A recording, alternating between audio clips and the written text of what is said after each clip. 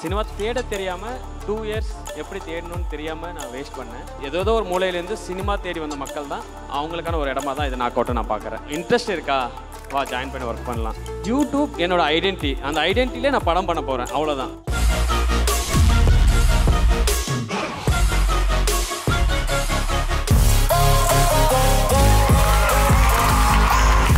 Hello all, vanakkam and welcome to The Rising Stars by Knockout, co-sponsored by Saraswati Catering and Famelinks. இங்க YouTube culture தமிழ்நாட்டில் ஆரம்பிக்கும் போது எந்த பக்கம் பார்த்தாலும் லைக் பண்ணுங்க, ஷேர் பண்ணுங்க, சப்ஸ்கிரைப் பண்ணுங்கன்னு எல்லாரும் கேட்டுக்கிட்டே இருந்தோம். அது சில பேர் சொன்னாங்க ஏன் கேட்டுகிட்டே இருக்காங்க அப்படின்னு. பட் இங்கே இருக்கிற ஒவ்வொருத்தரும் இந்த ஈவெண்ட்டும் ஒரு முக்கியமான சாட்சி. எதுக்குன்னா டிஜிட்டல் உலகத்தில் நீங்கள் பண்ண ஒவ்வொரு லைக்கும், ஒவ்வொரு ஷேரும், ஒவ்வொரு சப்ஸ்கிரைபும் பல பேரோட கனவுகளுக்கு ஒரு பெரிய விதையாக இருந்திருக்கு, பெரிய ஃபியூவலாக இருந்திருக்கு. Thank you so much. இப்போ ரைசிங் ஸ்டார்ஸ்ன்னு நம்ம சொல்கிறோம். யார் ரைசிங் ஸ்டார்ஸ்? கனவுகளோடு இருக்கக்கூடிய எல்லாருமே இங்கே ஸ்டார் தான். அண்ட் இங்கே ரைசிங் ஸ்டார்ஸாக இன்னைக்கு இந்த மேடையில் அடியெடுத்து வைக்க போட ஒவ்வொருத்தருமே ரைசிங் ஸ்டார் ஆனதுக்கு காரணம் யாருன்னா இங்கே இருக்கிற நீங்கள் தான். அதுக்கு ரொம்ப ரொம்ப ரொம்ப ரொம்ப நன்றி. Thank you so much. அட்டப்பட்டா வழங்கும் The Rising Stars by Knockout, co-sponsored by Saraswati Catering and Famelinks. யாராவது ஒருத்தர் நம்ம கனவை நம்பணுங்க.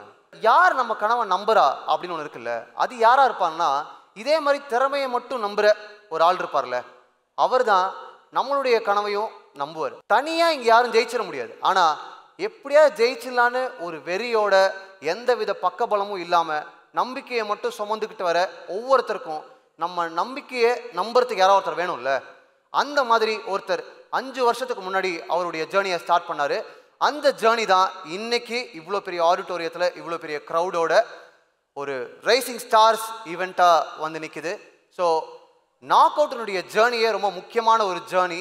நாக் அவுட்டினுடைய ஃபவுண்டரோட ஜேர்னி மிக முக்கியமான ஒரு ஜேர்னி. ஏன்னா அவர் ஜெயிச்சது மட்டும் இல்லாமல் பல ரைசிங் ஸ்டார்ஸ் அவர் உருவாக்கியிருக்காரு.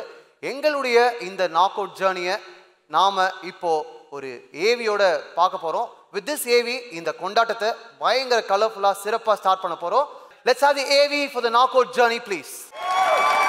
சினிமா ஒரு காலகட்டத்தில் நம்ம தாத்தா டென்ட் கொட்டாயில் படம் பார்த்தாரு, நம்ம அப்பா டூரிங் டாக்கீஸில், இப்போ நாம் ஐமேக்ஸில் படம் பார்த்துக்கிட்டு இருக்கோம். இப்படி நாம் எந்த பரிணாமத்தில் சினிமாவை பார்த்தாலும் நம்ம தாத்தாலேருந்து நம்ம வரைக்கும் தேட்டரை விட்டு வெளியில் வரப்ப நாம தான் அந்த படத்தோட ஹீரோவா வெளியில வருவோம். ஜெனரேஷனா இந்த பழக்கம் தான் நம்ம பிளட்லயே கலந்துருக்கு. சிம்பிளா சொல்லணும்னா நம்ம வாழ்க்கையில சினிமாவும் சோறும் ஒண்ணுதான். இங்க நம்ம எல்லாருக்குள்ளேயும் ஒரு கதை சொல்லி ஒளிஞ்சுக்கிட்டு இருக்கான். ஏன் நம்ம குழந்தைங்க சாப்பிடலன்னா பயமுறுத்தி பூச்சாண்டி கதை சொல்லி சாப்பிட வைக்கிறதுல இருந்து டிராபிக்ல போலீஸ் பிடிச்சா தப்பிக்கிறதுக்கு சொல்ற கதை வரைக்கும் நம்மளால நல்லாவே கதை சொல்ல முடியும். அப்ப உடனே நமக்கு தோணும், நாம ஏன் சினிமாவுக்கு போக கூடாதுன்னு. கூட இருக்கிறவனும் அதே தான் சொல்லுவான். ஸ்கூல்ல எல்லா நாளும் ஒரே மாதிரி தான் இருக்கும். ஆனா இந்த ஆனுவல் டே வந்துட்டா மட்டும் ஸ்கூலுக்கே நாம தான் ஸ்டாரா தெரியணும்னு அப்படி பெர்ஃபார்மன்ஸ் பண்ணுவோம். அவ்வளோ ஏன் நம்ம டீச்சர், சார் தான் எக்ஸாம் பேப்பர்ல நல்லா கதையா எழுதி வைக்கிறீங்களே, பேசாம சினிமாவுக்கு போயிருங்க அப்படின்னு அவங்க நம்மள கிண்டல் தான் பண்ணிருப்பாங்க. ஆனா அது நம்ம மனசுல ஒரு விதையா விழுந்திருக்கும். இப்படி நாம படிப்படியா சினிமா மேல ஆசையெல்லாம் வளர்த்து சென்னைக்கு போய் சீக்கிரமா ஒரு படம் பண்ணிடலான்னு கோட்டையை கட்டிக்கிட்டு இருப்போம். ஆனா அந்த ஆசை ரொம்ப நேரம் நீடிக்காது. குடும்ப சூழ்நிலையினால மடமடன்னு விழுந்துரும். இந்த சூழ்நிலையையும் தாண்டி வீட்டையும் சமாளிச்சு சினிமாவில் நம்மளால எப்படியும் ஜெயிச்சிட முடியும்னு சினிமாவை பத்தின எந்த ஒரு ரியாலிட்டியும் தெரியாம சென்னைக்கு வந்து அங்க நம்ம ஃப்ரெண்டுக்கு தெரிஞ்ச ஃப்ரெண்டு, அவனுக்கு தெரிஞ்ச சினிமா ஃப்ரெண்டுன்னு அவங்க கூட சேர்ந்து சான்ஸ் கேட்டு ஓடி ஓடி அலைஞ்சி தெரிஞ்சு ஜூனியர் ஆர்டிஸ்ட், செட் அசிஸ்டன்ட், லேபர்னு கிடைக்கிற வேலையெல்லாம் செஞ்சு எந்த பக்கமாச்சும் கதவை திறந்து சினிமாக்குள்ள போயிடலான்னு பார்த்தா அந்த திறக்கப்பட்ட கதவு எல்லாமே அவமானப்படுத்திக்கிட்டும் அசிங்கப்படுத்திக்கிட்டும் தான் இருந்துச்சு. சரி, இது வேலைக்கு ஆகாதுன்னு யாருக்கிட்டையாவது அசிஸ்டண்டா சேர்ந்து சினிமா கத்துக்கலான்னு அவங்க ஆபீஸ்க்கு போனா, எக்ஸ்பீரியன்ஸ் இருக்கா, நீ ஒர்க் பண்ண ஏதாச்சும் கொண்டு வா அப்படின்னு ஈஸியா சொல்லி அனுப்பிடுவாங்க. வாய்ப்பு கொடுத்தாதானங்க எக்ஸ்பீரியன்ஸே வரும். அப்பதான் தெரிஞ்சிச்சு இந்த சினிமாவுக்குன்னு தனியா ஒரு ஸ்கூல் இருக்கு. அதுல படிச்சாச்சும் சீக்கிரமா சினிமாவுக்குள்ள போயிடலான்னு நினைச்சா நம்ம நிலைமை ஒரு பக்கம் பசி, அந்த பக்கம் வீட்ல என்ன சொல்றதுன்னு தெரியல. இந்த பக்கம் 6 மாசமா ஃப்ரெண்ட்ஸ் காசுல வாழ்றதுன்னு போயிட்டு இருக்கோம். கடைசியா நம்ம பின்னாடி வெறும் கனவு மட்டும்தான் இருக்கும். நம்ம கூட சேர்ந்து சுத்தினா அந்த மோட்டிவேஷன் கூட இருக்காது.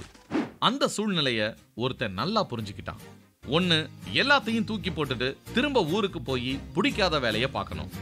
இல்ல, இங்கேயே இருந்து நாம யாருன்னு இவங்க முன்னாடிலாம் நாம ஜெயிச்சு காட்டணும்.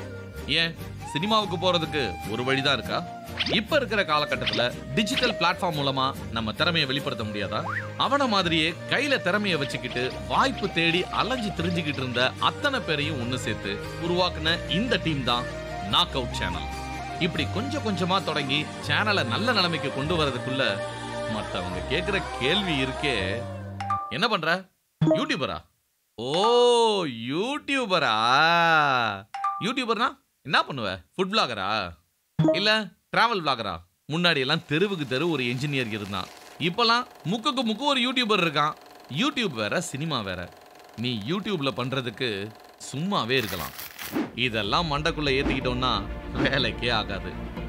5 வருஷமா கொஞ்சம் கொஞ்சமா போராடி இருக்கிற காசெல்லாம் போட்டு 6 வெப் சீரிஸ் எடுத்து அந்த 6 வெப் சீரிஸையும் ஹிட் கொடுத்து 100க்கும் மேல கண்டென்ட் வீடியோஸ் கொடுத்து 1.5 மில்லியன் சப்ஸ்கிரைபர்ஸ் உருவாக்கி நினைச்சு கூட பார்க்க முடியாத அளவுக்கு வளர்ந்து நாக் அவுட்னா அவங்க சூப்பரா கண்டென்ட் பண்ணுவாங்கன்னு ஒரு அடையாளத்தை தக்க வச்சு நம்மளாலையும் படம் பண்ண முடியும்னு ஒரு நம்பிக்கை வரும்.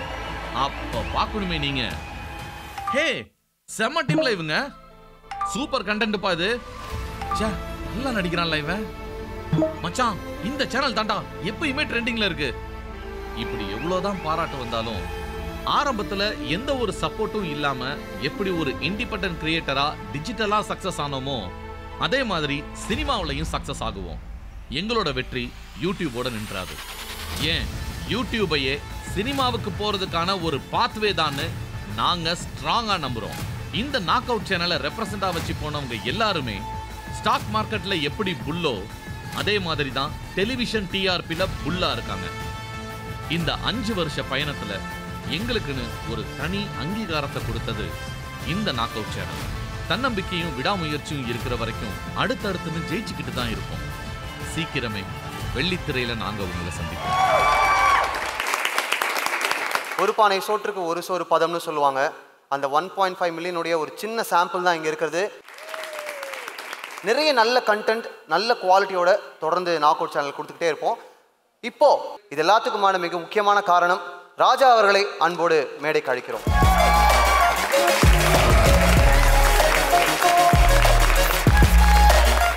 இந்த மாதிரி ஒரு வென்யூவில் 50th இயர் ஆனிவர்சரி ஒரு யூடியூப் சேனல் கொண்டாடுறதே சக்ஸஸ் தான். அதுக்கு ஃபஸ்ட்டு நம்ம ராஜாவுக்கு ஒரு பெரிய கைத்தடல் கொடுத்துருவோம். இந்த ஜேர்னி பற்றி சொல்லுங்கள். இதனுடைய ஆரம்பம் எங்கே? தனிமரமாக நின்று இன்னைக்கு ஒரு பெரிய ஆலமரமாக நாக் அவுட் நிற்குது, சொல்லுங்கள். ஆரம்பம் ஒன்றும் இல்லை, ஜஸ்ட் எல்லார் மாதிரியும் சினிமா தேடி தான் வந்தேன். சினிமா தேட தெரியாமல் உருவாக்கணும்னு நினச்சி தான் நாக் அவுட். மோர் தென் ஒரு 2 இயர்ஸ் எப்படி தேடணும்னு தெரியாமல் நான் வேஸ்ட் பண்ணேன். இட்ஸ் லைக் ஐடியில் தேடுற மாதிரி போய் ரெஸ்யூம் கொடுப்பேன், வருவேன். இப்படி தான் என்னோடய ஜர்னி இருந்தது. அதுக்கப்புறம் ஏன் எனக்கான ஒரு ஐடென்டிட்டியோ எனக்கான ஒரு இதையோ க்ரியேட் பண்ணக்கூடாது. நான் ஸ்ட்ராங்காக பிலீவ் பண்ணது என்னென்னா, அந்த டைமில் ரொம்ப நான் இன்ஸ்பயர் பண்ணது டெம்பிள் மக்கீஸ், பிளாக் ஷீப், அவங்க எல்லாமே இன்ஸ்பயராக எடுத்துக்கும் போது ஸோ நானும் ஒரு கெஸ் பண்ணேன் ஃப்யூச்சரில் டிஜிட்டல் ஒரு பெரிய விஷயத்தை க்ரியேட் பண்ணுன்ட்டு. அதுக்காக எனக்கான ஒரு டீமை நான் க்ரியேட் பண்ணுவோன்னு தான் ஃபுல் அண்ட் ஃபுல் ஃபேஸ்புக்கில் சினிமா தேடுற இல்லை இன்ட்ரெஸ்டாக இருக்கிற மக்கள் எல்லாரையும் கேதர் பண்ணி நான் ஃபஸ்ட்டு ஆரம்பித்து கொஞ்சம் கொஞ்சமாக இது பண்ண தான். நான் என்னோட டீம் யாருமே ஃபேமிலி மெம்பர்ஸ் கிடையாது, எல்லாமே காலேஜ் மேட்ஸ் யாருமே கிடையாது. எல்லாமே ஏதோ ஒரு மூலையிலேருந்து சினிமா தேடி வந்த மக்கள் தான். அவங்களுக்கான ஒரு இடமா தான் இது நாக் அவுட்டை நான் பார்க்குறேன். நம்பிக்கை மட்டும்தான் எல்லாருக்கும் ஒரு காமன் பாயிண்ட்டாக இருந்திருக்கு. நான் அது மட்டும் தான் கேட்பேன். இன்ட்ரெஸ்ட் இருக்கா, வா ஜாயின் பண்ணி ஒர்க் பண்ணலாம். அப்புறம் சென்டரில் ஏதாவது ஒர்க் ஆகலைன்னா ஓகே நான் அனுப்பிடுவேன். அது வெளியே போகணுன்னு சொல்கிறதுக்கே நான் ரொம்ப டைம் எடுத்துப்பேன். ஏன்னா சரி ஓகே நமக்குன்னு ஒரு கிடைக்கல, நம்மளால முடிஞ்ச ஒரு சான்ஸ் கிரியேட் பண்ணலான்னு, அவ்வளோதான் முடியும். சரி ராஜா, நாக் அவுட்ன்ற பேர் எங்கேருந்து பிடிச்சிங்க? ஏன் அந்த பேர் வச்சிங்க? நிறைய பேர் சஜஷன் பண்ணோம். எங்கள் க்ரூ மெம்பரில் அக்கீல்ன்றவன் தான் நாக் அவுட்னுட்டு சஜஷன் பண்ணேன். ஆக்சுவலி நான் ப்ரீவியஸ் சேனல் என்கிட்ட இந்த கார்பரேட் எடுத்துக்கிறதுக்கப்புறம் நான் புதுசாக எனக்கான ஒரு ஐடென்டிட்டி கிரியேட் பண்ணணும் போது என்ன பண்ணலான்னு நினைக்கும் போது நான் இதுக்கப்புறம் பண்ணால் இதுதான் என்னோடய லாஸ்ட். கிரிக்கெட் மேட்ச்லலாம் இருக்கும்ல, நாக் அவுட் மேட்ச்னா அதுக்கப்புறம் கெரியர் கிடையாதுன்னுட்டு.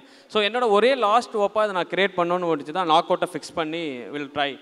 நாக் அவுட் முல்லைன்னா நான் ஓகே நான் ஏதோ அசிஸ்டன்ட் டைரக்டரோ கேமராமேனோ ட்ரை பண்ணி இன்னொரு பாத்தில் போகலான்னு மட்டும் முடிவு பண்ணியிருந்தோம். ஒரு ஒரு ஒரு 2-3 months எடுத்துக்கிட்டோம் பிஃபோர் லான்ச். அதுக்கப்புறம் எனக்கு இதுதான் வேணும்னு ஃபிக்ஸ் பண்ணி போனது தான் சீரியஸ். எல்லாமே அந்த டைமில் ரேண்டம் பண்ணும்போது இல்லை எனக்கு சீரியஸ் தான் வேணும்னுட்டு நான் டிசைட் பண்ணி ஒரிஜினல்ஸ் தான் பண்ணணும். ஆமாம் ஆமாம் ஆமாம். ஏன்னா ஸ்கெச்சஸ் போகும்போது அது ஒரு ஃபார்மேட்டாக இருந்தது. அங்கேருந்து ஒரு படம் பண்ண போகும்போது ஒரு டிஃபிகல்ட்டி இருக்கும். அப்படி இல்லை, நான் படம் பண்ண போனோன்னா சீரியஸ் வேணும். ஏன்னா ஒரு ரன் த்ரூ ஸ்டோரிக்குள்ளே ஒர்க் பண்ணும்போது தான் படம் பண்ணும்போது ஈஸியாக இருக்கும். அதுக்காக தான் நாங்கள் சீரியஸ் மெயினாக ஃபோக்கஸ் பண்ணோம். யூடியூப் என்னோட ஐடென்டிட்டி, அந்த ஐடென்டிட்டிலே நான் படம் பண்ண போகிறேன், அவ்வளோதான். ஓகே. எப்போவுமே நான் ஒருத்தன் ஆசைப்பட்ட மட்டும் போதாது. என் டீமில் இருக்கிற எல்லாருமே இதே ஆசையோடு இருக்கிறதுனால தான் இதோட சக்ஸஸ். என்னோட டீம் இல்லாமல் நான் எப்போவுமே இங்கே நிற்கவும் முடியாது, இது இவ்வளோ பெரிய சக்ஸஸ் க்ரியேட் பண்ணவும் முடியாது. என்னோட டீம் ஒவ்வொருத்தருக்கும் நான் கடமைப்பட்டிருக்கேன், நன்றி கடன் பட்டிருக்கேன். அது எப்படியாவது திருப்பி செய்யணும்னு ஆசைப்பட்றேன், அது கண்டிப்பாக செய்வேன், அது என்னோட நம்பிக்கை இருக்குது. என்னோட எல்லா ஸ்ட்ரகிள்லையும் என் கூட பார்ட்னராக இருந்தா விஸ்வா. தாராளமாக வாங்க. நான் ஏதாவது ஒன்று பண்ணுறேன், என் கூட வந்து நிற்கிறேன்னா கண்ண மூடி வந்து நிற்பான். இப்போ வரைக்குமே எந்த ஒரு ஸ்ட்ரகிள்ஸ் ஆனாலுமே ஒன்றும் சொல்ல மாட்டான். அண்ணே பண்ணுவோமா பண்ணிடுவோமா இப்படி தான் சொல்லுவான். பட் எண்ட் ஆஃப் த டே நிற்பான் எதோ ஆனாலுமே. Super, thank you so much. And நிச்சயமாக எல்லா ராஜாவுக்கும் ஒரு விஸ்வா தேவை. Thank you brother. Thank you so much. Thank you.